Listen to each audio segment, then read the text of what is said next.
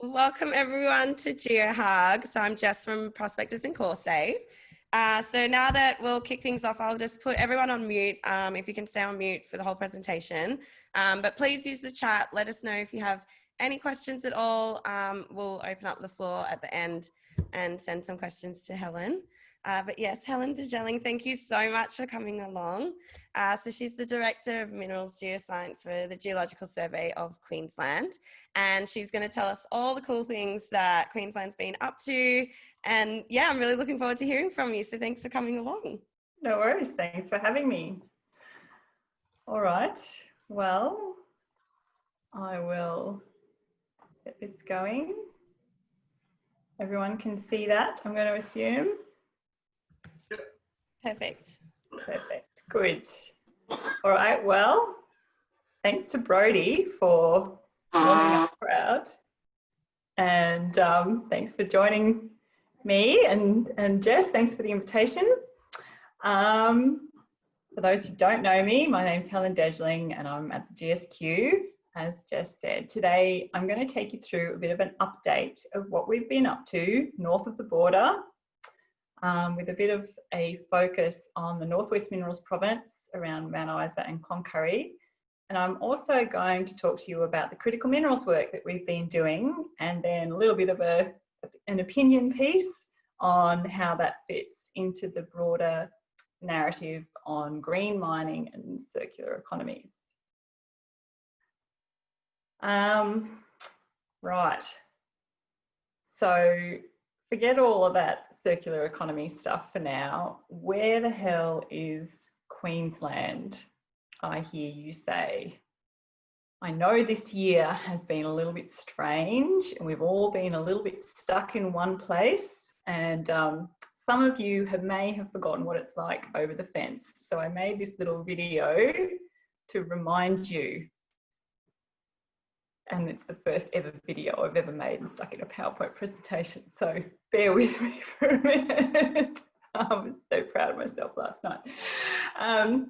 Queensland is that place that nobody can get into here in northeastern Australia. We have nice beaches, we have rainforests, we don't have too many people, and we have lots of cool rocks. So now we're all on the same page and we know where we're talking about, and you all remember where we are. What does Queensland have that's so good? And I'll be a little bit more serious now and speak specifically to mineral wealth rather than empty tourist attractions and natural wonders of the world. What are Queensland's strengths? Well, copper, of course, lead and zinc. We hold our own in gold. We lead the way with bauxite. We also have a world-class vanadium field near Julia Creek. And we have some of the highest grade graphite in the world, not to mention cobalt. There are many more examples that I could mention: tin, tungsten, silver, rhenium, the list goes on. But as you can see, much of this mineral wealth is focused in the northwest corner of Queensland around Mount Isa. And of course, that is our Northwest Minerals province. The Northwest Minerals province, strangely enough, located in northwest Queensland, is focused largely on the outcropping Mount Isa inlier and its surrounding extensions undercover. Shape varies depending on which map you look at. So for today, we're just going to go with this one here. Why do we care? Well, as far as Queensland Minerals go, it's got the goods. This pie graph on the right shows the key base and precious metals for the Northwest Minerals province as at 2016. So the proportions won't have changed all that much. I think it's still valid. The Northwest is a world-class base metals province, with Mount Isa and Ernest Henry being significant sources of copper and other base metals, as well as numerous other small deposits and mines throughout the region. However, it also hosts important precious metals, such as Tick Hill deposit, which was for a short time one of the highest grade gold deposits in Australia, which was mined in the 1990s, and Cannington, which is one of the world's largest producers of silver. However, in spite of its rich mineral wealth, the Northwest has its issues. This graph is from Rick Valenter at the University of Queensland, and it shows major discoveries in the Northwest Minerals Province since the 1950s. As you can see, overall the discoveries are getting deeper and deeper over time.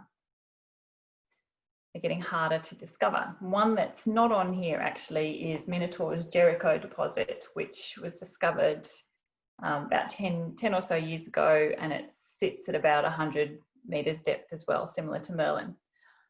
Overlaying at the top here is the work that's being done by academic institutions, the Geological Survey, CSIRO and other groups. The last 20 years have seen a huge increase in the number of research initiatives aimed at supporting and aiding exploration in the region. However, that has not translated into discoveries. There is a disconnect, which Rick Valenter calls a knowledge transfer gap between researchers and explorers. That situation has spurred the Geological Survey of Queensland and Department of Natural Resources, Mines and Energy to firstly spend even more money on research in the Northwest, but then to pair that with active and vigorous engagement with industry, and engaging with industry on their own turf, not on ours. Coincidentally, there has been a return of the big end of town to the region, including companies like Rio Tinto, Anglo American and others with much bigger budgets, more resources and longer term views than most junior explorers. You can see on this map the makeup of exploration companies in Queensland, which is overwhelmingly dominated by juniors. And I think this is true of anywhere in Australia. The numbers would be similar. This map was generated about a year ago, so it's not significantly different today, I don't think. You can see the splash of dense colour in the Mount Isa area, and that purple for the juniors is now mixed with the orange and green of larger companies. The ground down here in the green represents Anglo American, who are currently the largest individual exploration tenement holders in Queensland. So hopefully we'll see the fruits of our investment play out over the next few years. And in the meantime, I'm going to take you through some of the work that the GSQ has produced in the Northwest. So in 2017, we were awarded $27 million by Queensland Government to help make new discoveries in the Northwest Minerals Province. That is part of a larger package of funding awarded across several departments for work under the Northwest Minerals Province Strategic Blueprint. The funds were awarded over 4 years, running from 2017 to 2021. We have just under 12 months left to run now on the program, and it's broken up into a number of components. There's a groundbreaking data modernisation project, which saw the launch of our new open data portal just over a month ago. There's the new discovery program, which is the minerals focused component, and that's what I'll focus on for the next few minutes. We have a new round of collaborative exploration initiative grants, which is Queensland Government's industry grants program, and some more work on investment attraction and supporting junior explorers, and then an initiative to support gas exploration in frontier basins such as the South Nicholson, which straddles the Queensland Northern Territory border. So the part that I'm going to talk about is the new discovery program, which is made up of geophysics, geochemistry, and a number of other studies. The new discovery program has a number of facets. Geophysics, of course, it's a fundamental set of data as a basis for exploration targeting, especially undercover. We've got geochemistry, including hydrogeochemistry. We've got mineral synthesis studies and collaboration. But this work wouldn't be possible without our collaborators, such as UQ, Codes, EGRU, ANU, CSIRO, Geoscience Australia, and most importantly, industry. Our industry partners are numerous, so I apologise if I've left anybody off, and shown here are the ones that we've leaned on the most heavily. Our program includes 4 geophysical surveys, 3 of which are complete. The Lawn Hill Gravity Survey, North Cloncurry AirMag and RADS, and the Central Isa AirMag and RADS. We have an MT survey north of Cloncurry, which is currently underway. Data acquisition is ongoing as we speak. It's been a little bit disrupted by COVID and trying to get teams across borders and that kind of thing. There were going to be 6 geophysical surveys as part of the new discovery program, but the COVID recession has swallowed the last 2. Still, I think 4 surveys for a 4-year program is not too bad. And we also have more geophysics under our newer limited life program, which I'll talk a little bit more about later. I know that oftentimes, and especially undercover, it is the large-scale geophysical surveys that we run that are the first point of call for industry in terms of tenure, or tenure selection, sorry, and initial targeting. They're a vital component of any survey's pre-competitive data programs, so it's very exciting to be able to announce that the Central ISA survey that's shown there on the screen will be released in a couple of weeks, so watch this space. We also know, all of us, how much of a problem cover represents in Australia. 80% of our continent is covered with dirt, not rocks, and it's unmineralised dirt at that. So the map on the left here with the green demonstrates that problem nicely. It shows the distribution of known mineral occurrences, the little black dots, relative to outcrop in grey versus cover in green. As you can see, most of the little black dots sit on the grey bits where the outcrop is. So acknowledging this is a serious issue, we've recently released a new product, and the address for that is up there on the screen. And this is courtesy of Joseph Tang and Dominic Brown within the Geological Survey. It's a depth to basement domain map, which you can download as a report, as well as a GIS package from that address that's on the screen. And there's a visual representation of that on the right with the orangey colours. The colours on the map show increasing depth away from the outcropping Mount Isa inlier, which is the orangey colour that's sort of in the middle. I don't know if you can see my mouse. And then increasing depth further away. They've focused on depths above 125 metres. So all the grey further out is anything deeper than 125 metres. And this work will be added to over coming years. I think there's over 12,000 drill holes that were used in developing this data set. Another thing they've added is detailed recommendations for various geochemical techniques based on cover depths and cover thicknesses. But you can read all about that in their report. There are 3 new geochronology reports that are going to be released or have already been released as part of the Mary Kathleen Domain Geology Project, again, part of that Northwest Minerals Province series.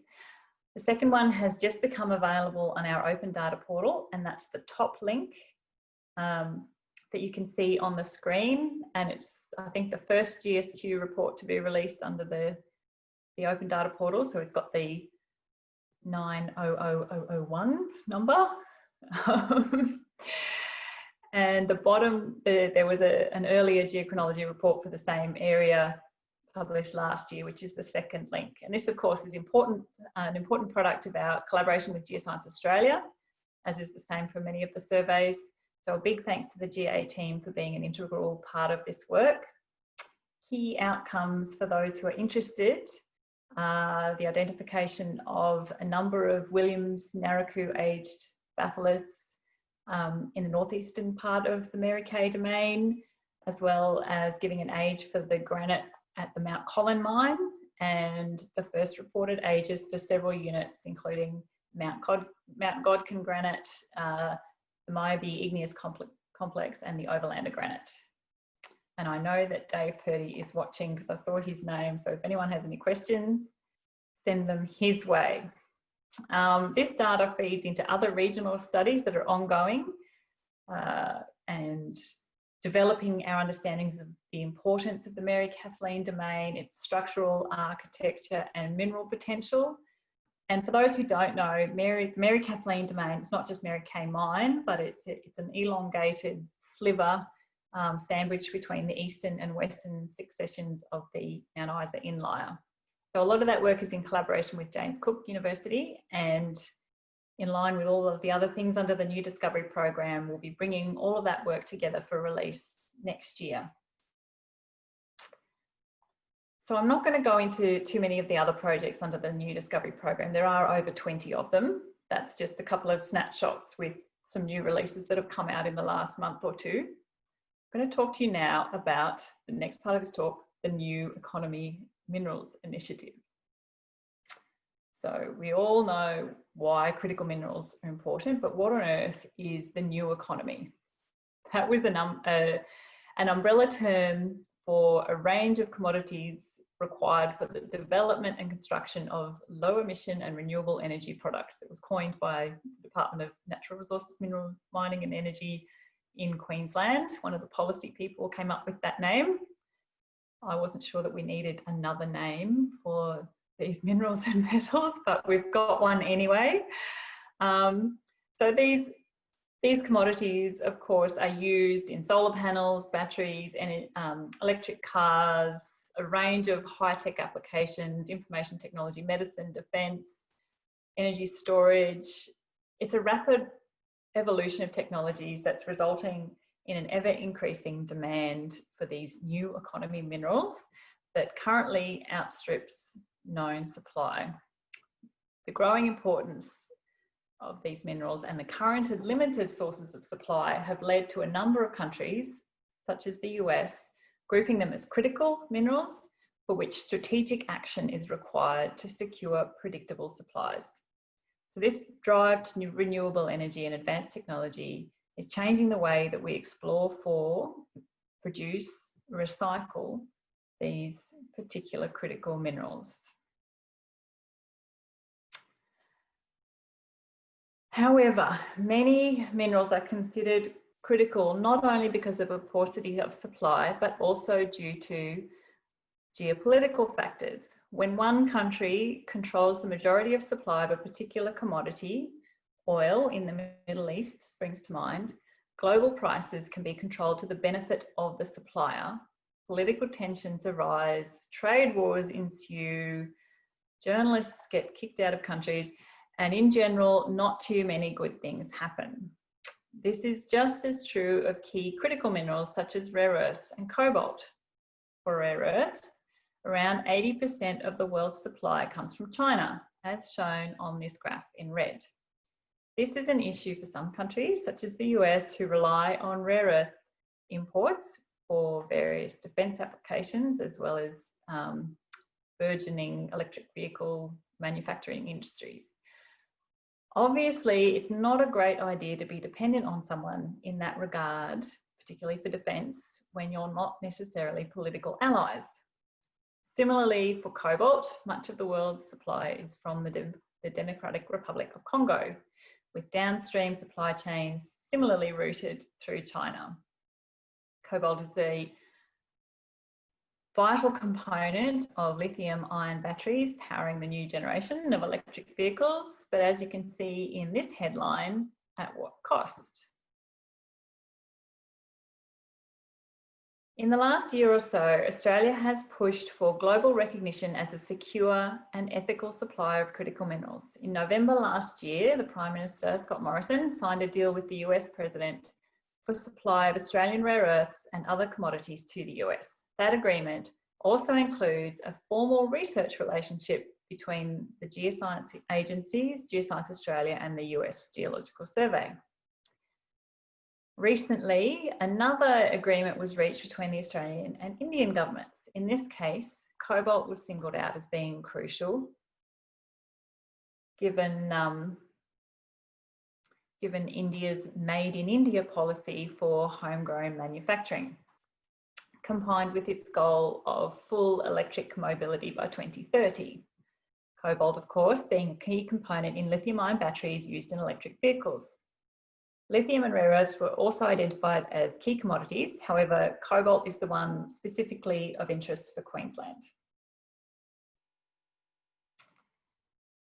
So as we've just seen, much of the resources discussion in political circles currently focuses on resources security and criticality. From a market perspective, I'd also add in ESG credentials. That is the environmental, social and governance policies of individual companies, which feeds into social license. As I said before, those minerals we call critical are the commodities for which the future demand is predicted to outstrip current supply. This issue really goes beyond markets and metal prices. It becomes a political issue that demands government response. So, the Queensland Government's response, amongst others, has been to deliver the New Economy Minerals Initiative. This initiative was announced last year to include $13.8 million over 5 years from 2020 to 2025. Another $10 million was added in June this year to boost the Collaborative Exploration Initiative, which is Queensland's industry grants scheme. So this brings our total funding from 2017 to 2025 to in excess of 50 million in limited life funds, which is not bad. The funding applies to new economy or critical minerals through a broad corridor from Mount Isa to Townsville, although the CEI grant scheme is applied more broadly throughout the state. The funding is broken into two main streams. The first aims to expand on what we already know and maximise what we already have. It will include activities such as the reanalysis of existing core, much of which was only ever assayed for a limited suite of elements, and certainly not things such as the rare earths. We will also apply the same principle to our old and existing mine sites, with tailings sampling programs underway in collaboration with the University of Queensland, Anita Parbaker-Fox, examining the concept of secondary prospectivity for critical minerals in mine tailings and waste stockpiles. The second stream is focused more on supporting exploration for new mineralisation through pre-competitive data acquisition and research. A new round of the Collaborative Exploration Initiative, as I said, falls under this second stream. And one of the points of distinction between this and other more traditional funding packages managed by the GSQ is the inclusion of a dedicated research block to examine processing and extraction of critical minerals, particularly rare earths. This is an area of significant cost and uncertainty, which I believe strongly and adversely affects industry's appetite to explore for these minerals. So if we can help remove some of that uncertainty, the entire supply chain will benefit.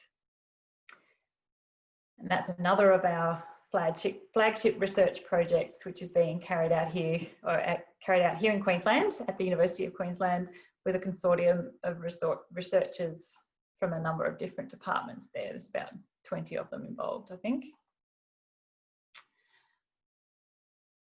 So what do we mean by new economy minerals? Which ones are they? Copper is an obvious one. And it's a metal that's been mined for thousands of years. Silver is another one that we've been mining for millennia and have a lot of in Queensland. However, the box of new economy minerals also includes non-traditional but much discussed metals such as the rare earths, cobalt, lithium. And there are others such as indium, gallium, germanium. The market for these isn't large at the moment and the prices are not reliable. Appetite in the exploration industry isn't huge. However, with growing downstream demand, that appetite will grow, and through the work that we're carrying out over the next few years, Queensland will hopefully be well placed to respond when the time comes. So through the New Economy Minerals Initiative, we intend to focus our work in those areas with the greatest uncertainties. Whilst copper, for example, is definitely a new economy mineral and vital to a technology revolution, we're already focusing a lot of effort on base metals through our Northwest Minerals Province program. So rather, we will seek to improve our understanding and knowledge of the other commodities which have been ignored for most of history. So the slide on the right-hand side in the green shows those minerals for which we have existing defined resources in Queensland. So we've already got a lot that we can build on.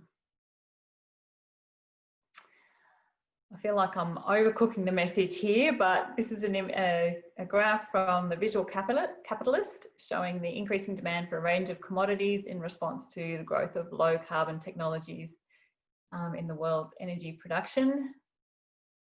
And the red boxes, which I'll click through, show those resources that are present in Queensland.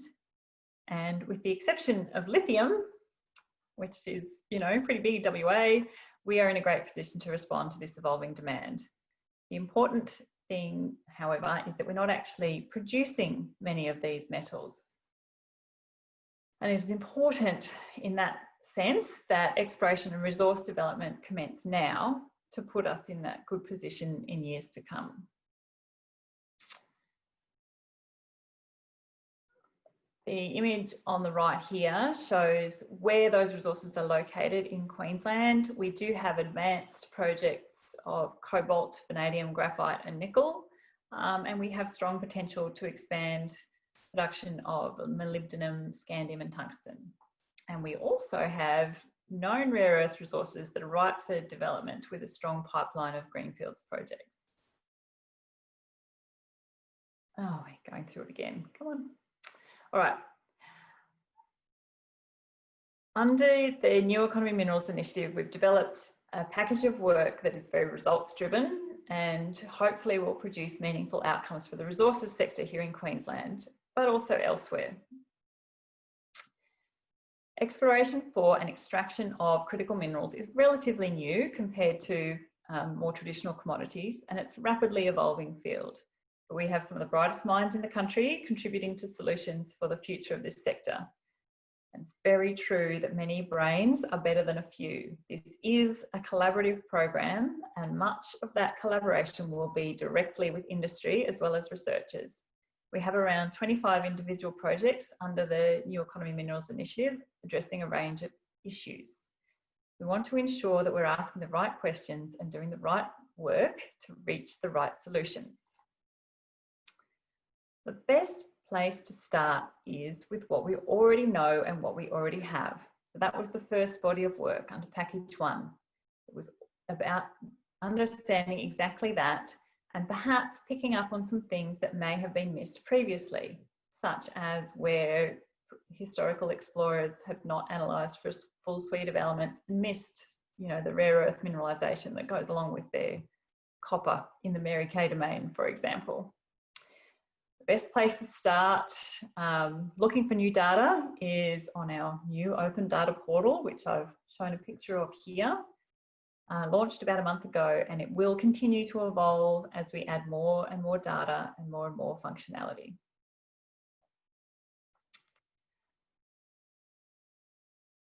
We have a number of compilation studies ongoing. This is expanding on our very successful deposit atlas for Northwest Queensland that Rick Valenta and the team at UQ have produced. That has been finished now, the deposit atlas for the Northwest, and we're hoping to have an official deposit atlas launch at a workshop that we're going to hold face-to-face, fingers crossed, in Mount Isa in November this year. But we're expanding that compilation work, which includes not only a written set of reports and chapter style offerings, but also a full 3D data set for each deposit. And we're going to, with the understanding that the critical mineral value of deposits in the northeast of Queensland, particularly for commodities such as tin and tungsten, as well as indium, scandium and cobalt, that will be the focus for Queensland's Deposit Atlas Part 2, or a Northeast Queensland Deposit Atlas. And then we've got a number of studies looking at Mary Kathleen, which of course is a known uranium and rare earth mine between Mount Isa and Cloncurry. And we're working very closely with industry to access existing and abandoned mine sites and drill core from across Queensland and also tailings and low-grade stockpiles. But I'm going to come back to that in more detail in a minute. We're also collecting new data to help open up exploration for critical minerals in different areas. This includes collaboration with the University of Adelaide on the ore potential of Queensland's volcanic systems.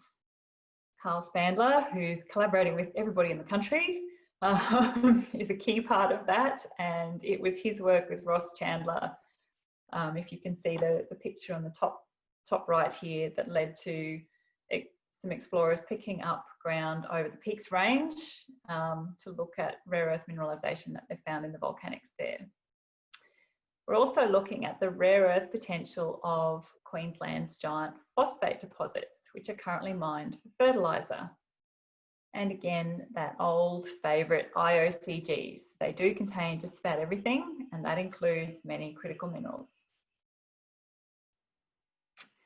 One of the projects that I'm the most excited about, and that we do have some early results on, is looking at rare earths in the phosphorite deposits in Queensland.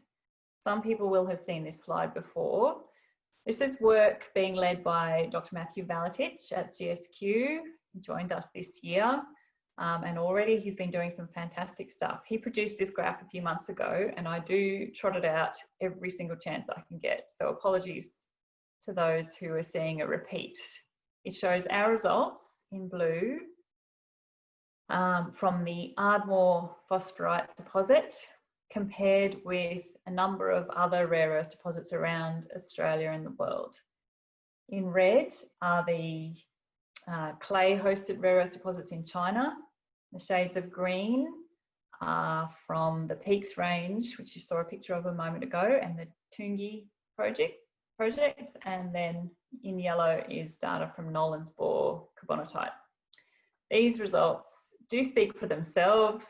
The Georgina Basin phosphorites, the blue ones, have excellent potential for rare earths, not just fertiliser. And to add to that excitement, the rare earths seem to be concentrated in the more weathered material, which is currently being thrown away as waste at other nearby projects such as Phosphate Hill. So there's a real opportunity for synergies to be developed there. So I'm going to move now to a subject that I feel quite passionate about, which is secondary prospectivity and the potential for mining to contribute to a circular economy. Basically, I want to turn GSQ geologists, and I know that a few of them are listening, into the dumpster divers of the resources industry. There is no truer saying than one person's trash is another person's treasure. And in the resources sector, we have a terrible track record of throwing away or ignoring some really valuable stuff. I'm showing here on the right, which is stolen shamelessly from a presentation by Anita Parbucker-Fox at UQ, the location and size of abandoned mines in Queensland. We have truckloads of them, as do all the other states, I'm sure. Most mines, and perhaps not all, but most, are polymetallic. However, by and large, the majority are only ever mined for one, perhaps two commodities. This means that there's a lot of metal value being thrown away in tailings dams and waste dumps and other stockpiles. We've asked the tailings experts at University of Queensland, headed up by Anita, to generate an inventory of Queensland's secondary prospectivity. That is, to understand the mineral wealth lying around the state, which has already been dug up, it's already on mining leases, and quite frankly, it's causing more environmental damage by just sitting there through acid mine drainage and the like. So I'm excited to be able to share some of the early results of this project, though in truth, it's a 4-year project and we're just in the first year, in the first 12 months. The project is more accurately titled Transforming Queensland's Mine Waste into Green Ore Deposits, Exploration of New Economy Minerals. And it is one of the biggest individual projects under the New Economy Minerals initiative. The work that we're doing, looking at the prospectivity of mine waste, has already attracted attention from international agencies, which is fantastic.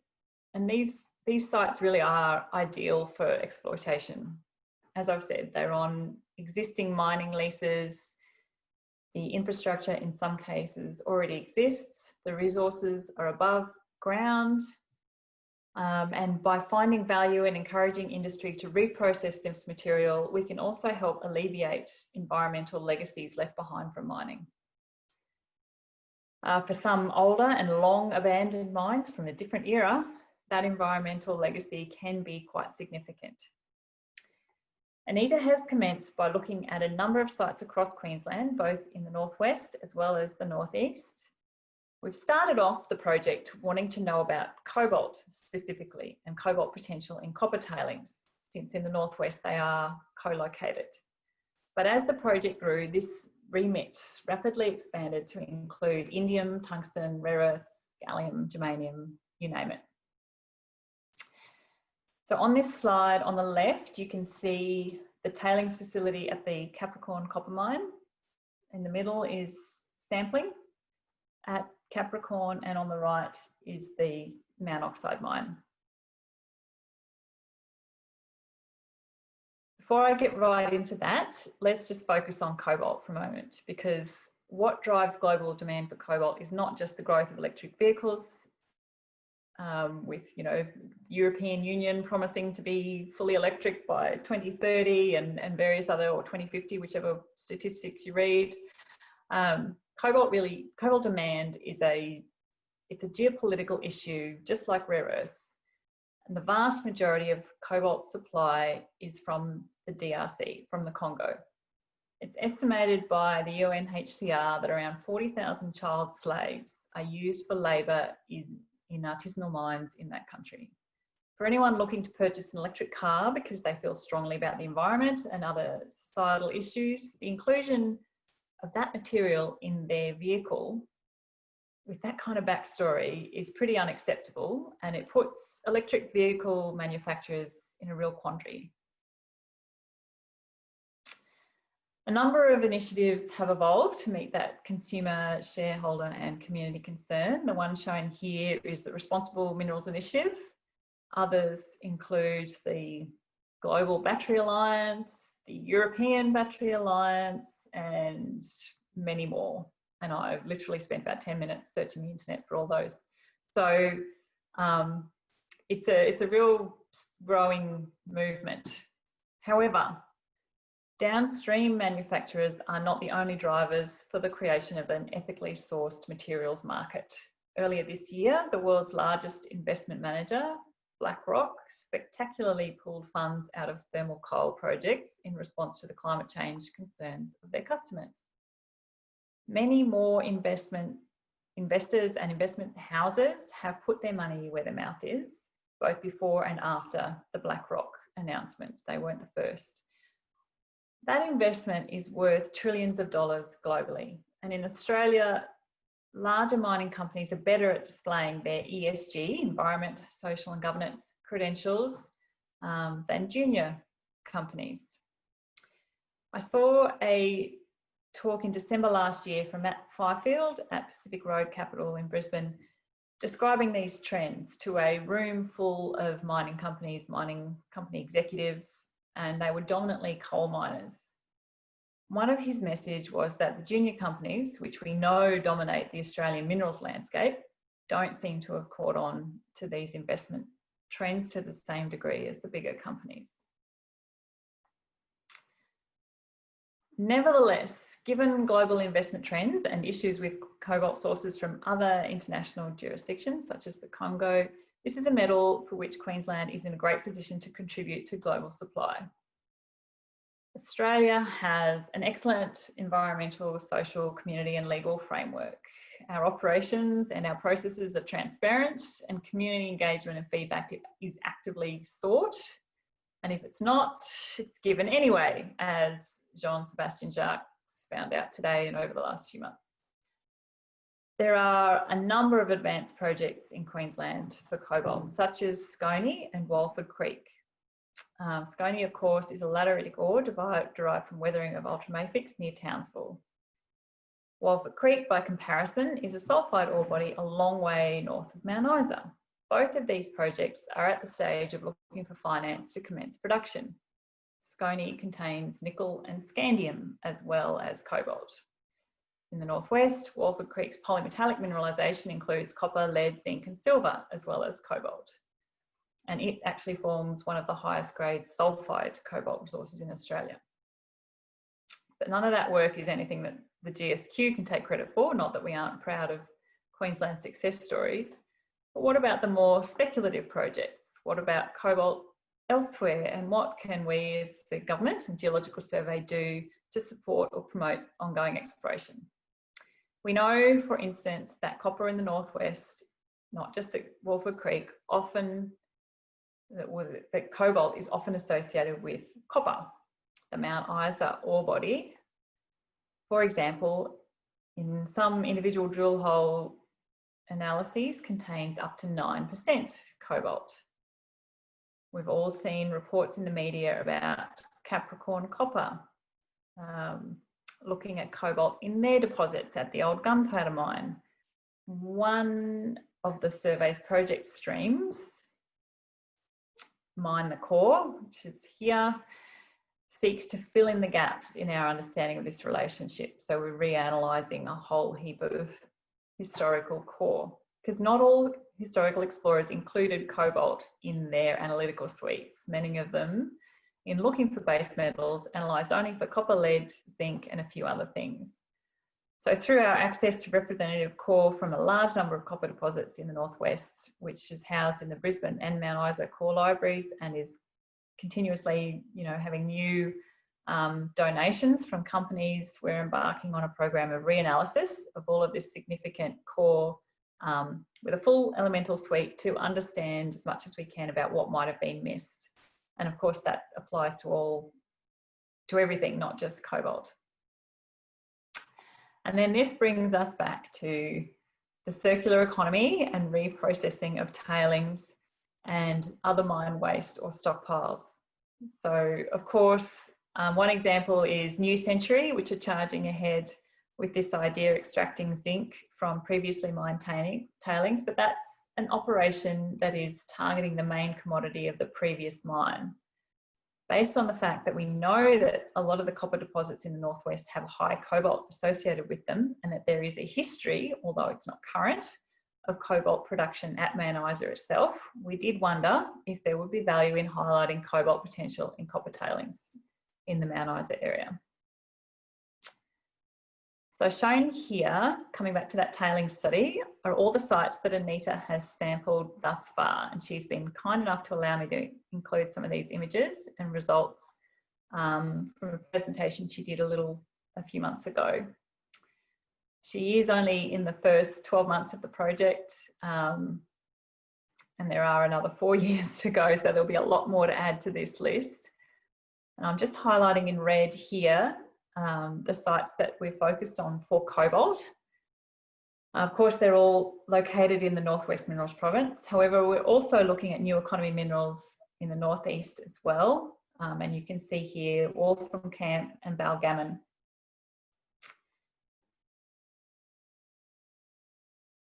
So of those sites on the list in the northwest, a number of them showed really promising cobalt values.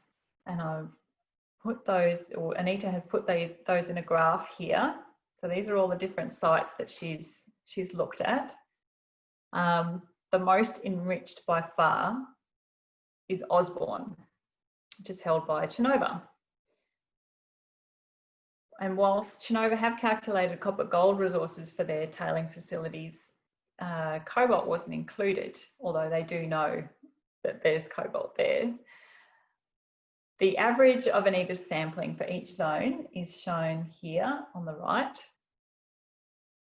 And there are certainly some really good averages for Osborne. And that's just the kind of opportunity that the GSQ and the University of Queensland were hoping to highlight. And it's certainly not alone. And as I said, we've only just begun. Oh, and there I am highlighting Osborne. Indium is another metal that I thought I'd just talk about really briefly in the context of secondary prospectivity, because it's an interesting one to consider. Current indium production globally is less than 1 kiloton. And even with a projected increase in production of more than 240% based on, you know, evolving technologies and such, the projected global demand will still be very low in comparison with other metals. So I don't think we're going to see any indium-only producers anytime in the near future. However, as a byproduct, it is very interesting. Dover Castle, which is a project near Petford in northeast Queensland in the Herberton mineral field, is a standout for indium. The indium there is associated with tin and zinc mineralisation, with localised values reaching over 3,000 grams per tonne, which makes this one of the richest deposits in the world for indium. Baal Gammon is another indium-rich project, and it's currently abandoned and under the management of the department in Queensland. It has an historical resource from about 2014 or earlier of 2.8 million tonnes at 39 grams per tonne indium, with copper, tin and silver also included in the resource. Individual rock samples from Baal Gammon run into the hundreds of grams indium, and indium anomalism is reported in a 20-kilometre long camp extending west of the deposit. So this deposit is the subject of a number of projects sponsored by the GSQ. I won't go into those, but it is also a part of our tailings project. So that's what I'm showing here on the screen now. Anita and her team have collected a number of samples from Baal Gammon, which is shown on the map over here, showing the distribution of samples across the waste rock stockpiles. And the bottom image here shows exposure of that waste rock, which is unfortunately due to disintegration of the plastic cover, which is not ideal, but it did allow for sampling where otherwise they wouldn't have been able to get to it. And then here's a similar graph that I showed for cobalt, but just looking at indium and looking at the range of different elements that are available in the waste rock at this really interesting deposit. You can see indium, I'll highlight that one, is here. It has an average value of around 11 grams per tonne, with maximum values over 500 grams per tonne, although 500 grams was the upper detection limit of the analytical technique, I believe. So these stockpiles contain lots of goodies. They've got reasonable zinc and tin as well. However, the metallurgy is very complex, and Anita's going to spend some time looking into that further. But it just goes to highlight the value of stuff lying around in tailings throughout all of our states, I'm sure. And now just to bring it all circular, full circle, where does mining sit in the circular economy? A truly circular economy, by definition, would have no mining, because of course all the materials would be reused and recycled continuously. A life cycle approach, as described by CSIRO in a 2013 report, would be that kind of, you know, full circle approach. But we can certainly do better than we are. And I'm going to take off my departmental hat and put on personal hat to finish my talk here. So I'm talking as me, Helen, not as a member of the GSQ. Yes, our industry is not fully circular, but we definitely can be more innovative and more efficient. We can increase the role of recycling. We can introduce greater efficiencies by getting maximum value from tailings and mine waste. And we can take advantage of commodities that are co-located, such as the rare earths that are found in phosphorite waste, cobalt in copper tailings, and many, many more. I'm quite passionate about the contribution that we as a mining and resources community can make to the new economy. And I do hope that you've enjoyed some of the stories that I've shared today of the progress that we at the GSQ have made in that direction. I just wanted to share one last thing. Matthew Porter from Sandfire has asked me to share this sponsorship opportunity for students and graduates to attend next year's Mines and Wines event. I certainly hope to be there, and I'll just leave it there so anyone can take down the details. Applications, I believe, close in April next year. And thank you for listening.